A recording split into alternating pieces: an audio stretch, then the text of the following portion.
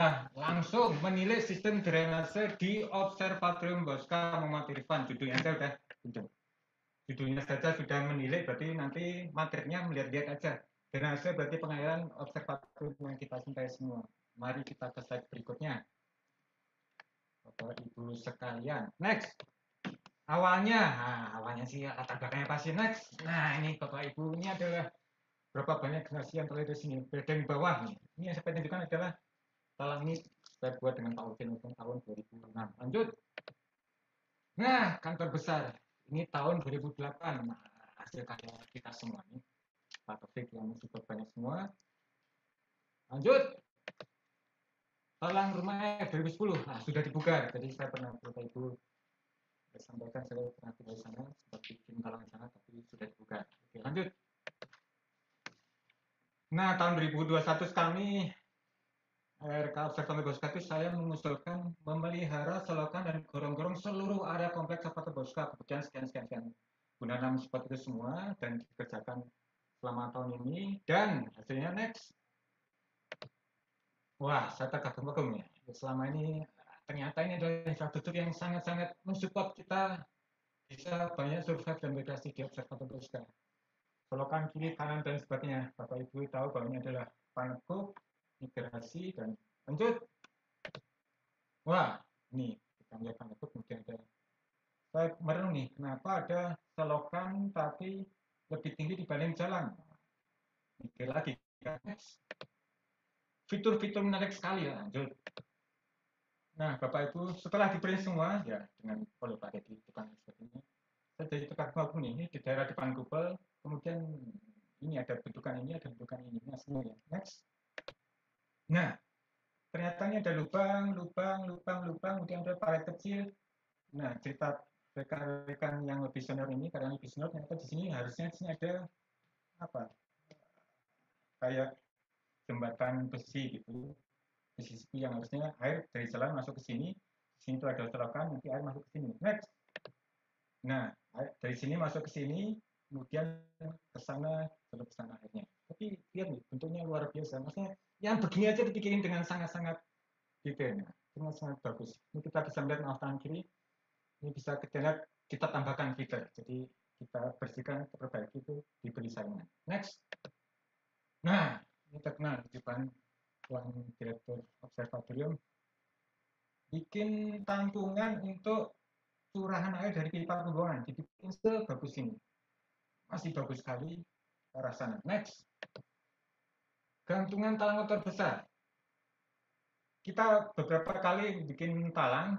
Nah, kami terkaget-kaget bahwa gantungan talang ini masih kokoh sekali. Beberapa nih gantungan talangnya masih kokoh sekali. Plat bagel dipejetkan di sini, diameter 16 mili, kemudian dibikin lubang begini, dan talangnya udah hancur, tapi gantungan talangnya masih super keren. Artinya orang belum bangun itu betul-betul niat untuk 100 tahun. Gitu. Next. Nah, belakang selokan ini tempat cuci piring biasa, kita biasa untuk di sini. Kita lihat nih, selokan-selokan, dan kita akan bisa melihat di kalau ke Bosca kita bisa melihat hampir seluruh bangunan di Observatorium Bosca lama itu dikelilingi oleh selokan kecil-kecil seperti ini. Next. Fitur yang lain adalah adanya gundukan-gundukan tanah seperti ini. Jadi kontur selokan itu berubah gitu. Next. Ini sekitar garasi, kupel arah sana. Next, gundukan tanah juga. Ini juga sekitar rumah H, ini juga ada gundukan tanah, ada selokan juga. Next. Nah, saya dapatkan foto ini dari saudara Irfan Madudin. Kok mereka bikin gundukan tanah ternyata ya ada kru seperti ini di era terdahulu. Ini menurut pengkajian adalah saat pembangunan teleskop. Next. Wih, ya udahlah. Next. Jadi next. Oke, kita lihat dari atas, map seperti ini, kupal di sini, dan misalkan bos satu. Next. Departemen Geodesi TP tahun 2003 mewariskan pengukuran kontur seperti ini, luas kawasan inti, kemudian kawasan penyangga di sini, 7,3 hektar, 9.400 dari tahun 2015, paling tinggi adalah paling bawah ada 18 daerah sumber galian, paling tinggi adalah di toran air, paling sini di sumber galian dari sini. tinggal hunian dari sini register 40. Ya, next. Mari kita kepada Pak Hasil tanah seluas kawasan ini ya 7,3 hektar ini. Next. Bangunan berteleskop, bangunan berteleskop, jalan dan gang, lapangan tenis, sebagainya. Yang biru-biru ini berarti bangunan baru dengan namanya taman habitat. Next. Teleskop, bangunan teleskop yang baru-baru ini. Next. Ada kantor. Oke, yang baru garasi motor. Next. Bangunan rumah. Saya list seperti ini supaya tahu bahwa ternyata rumah-rumah ini memang dibikin supaya dihuni banyak orang, banyak keluarga. Ada dapur, kamar mandi, gudang, itu berarti kan keluarga. Next. Atas pendukung, generator, genset, ruang genset, kamar, bengkel, kantor kutub, kantor pun. Next. Next. Oke, masuk sini. Sebuah observatorium menemukan kondisi lingkungan yang selalu kering. Namun, penghuninya banyak, airnya harus tercukupi. Solusinya adalah sistem drainase serta pemilihan tanaman. Next. Pemilihan tanaman dulu, jangan sistem drainase. Pemilihan tanaman itu rumput. Kalau saya tekan 40% area biosfer itu adalah rumput. Kenapa? Supaya air hujan itu cepat meresap dalam tanah. Kalau nggak ada rumput, dia akan bikin lapisan tanah liat dan debu akan berdebu saat musim kemarau. Rumputnya dipilih rumput gajah.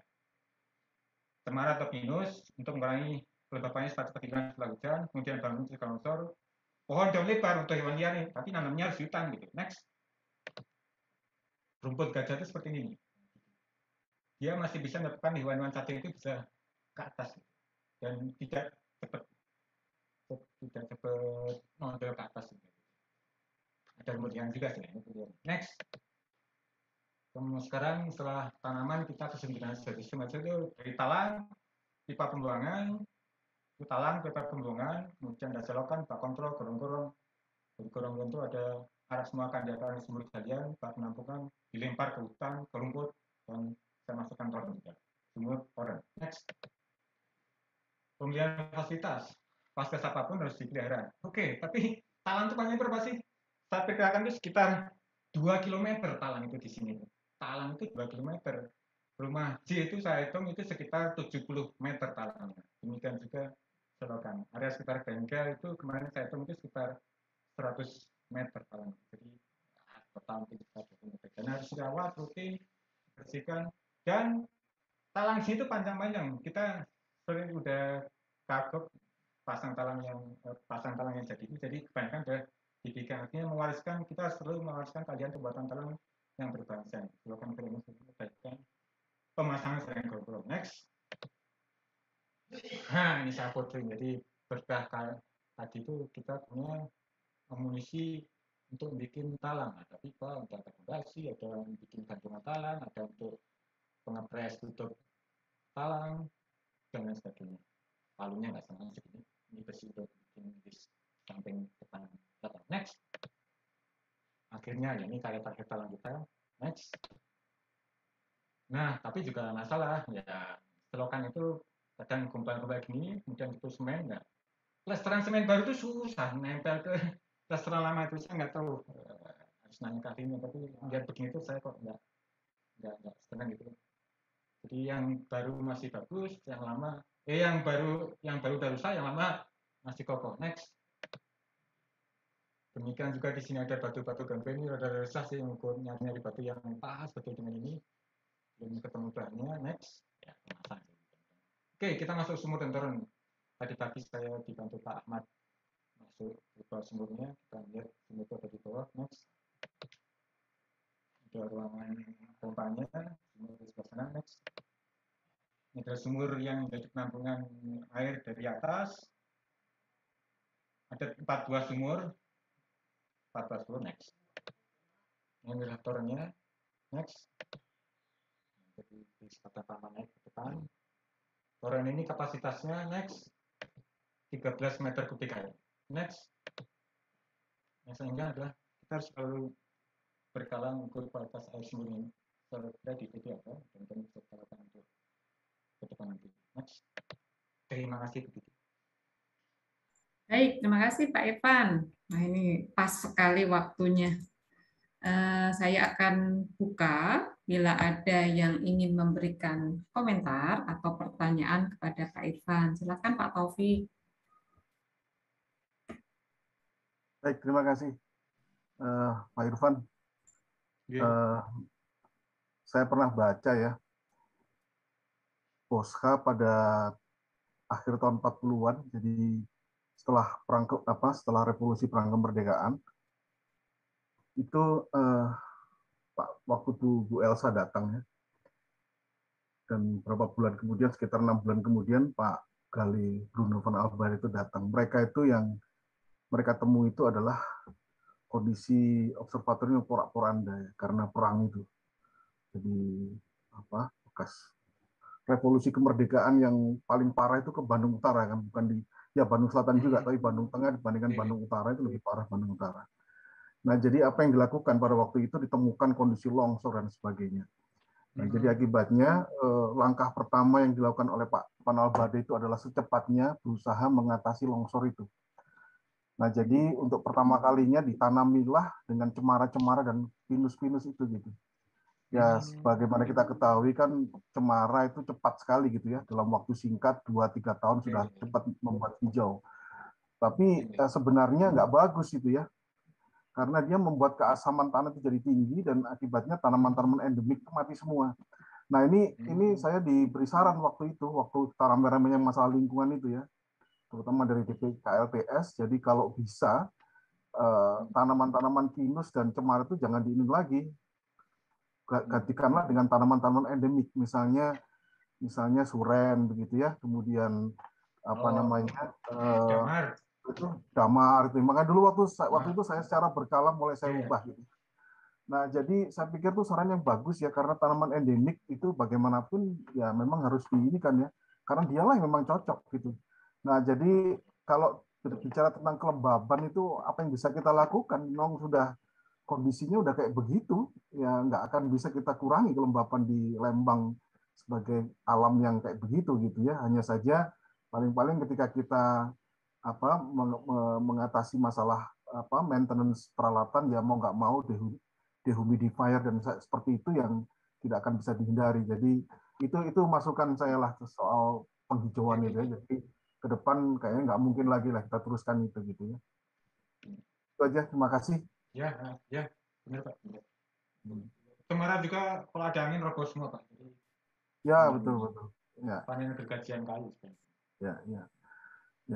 Cuman kalau boleh satu lagi ya, soal talang itu ya. Maksud saya untuk membuatnya lebih permanen itu kan, maksud saya ya memang itu udah bagus gitu ya. Cuman dengan bahan-bahan yang lebih itulah, bahan-bahan yang lebih solid begitu ya, yang membuatnya bisa bertahan gitu. Jadi dengan besi yang itu, besi yang cor itu, jangan yang seng-seng begitu. Ya, harus diganti gitu ya. Oke, itu aja Bu Kiki, terima kasih. Baik, terima kasih